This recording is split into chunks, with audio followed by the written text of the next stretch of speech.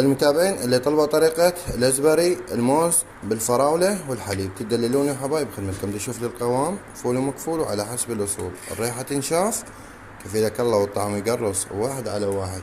عمو اشتردون بخدمتكم. تشوف لي القوام هذا تقدرون تشربونه ازبري، تقدرون عصير، تقدر تخليه بالثلاجة تستخدمه ايس كريم.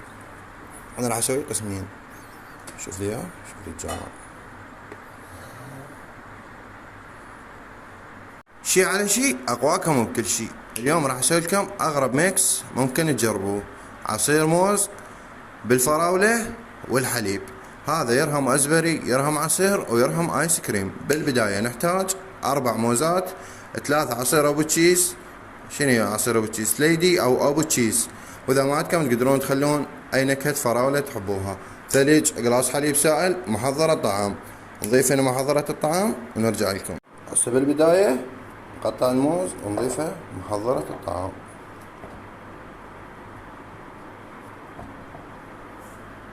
هسه نضيف ليدي او ابو تشيز. شوف لي شلون دايب، هذا شغلنا.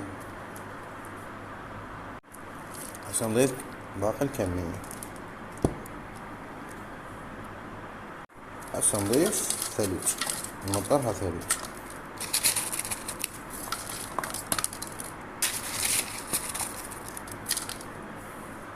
هسه اخر مرحلة نضيف حليب سائل. هسه نضيف شوية شكر ويكون اختياري، يعني انتم تتحكمون بالحلاوة مالتكم. هسه نقول بسم الله ونخلط.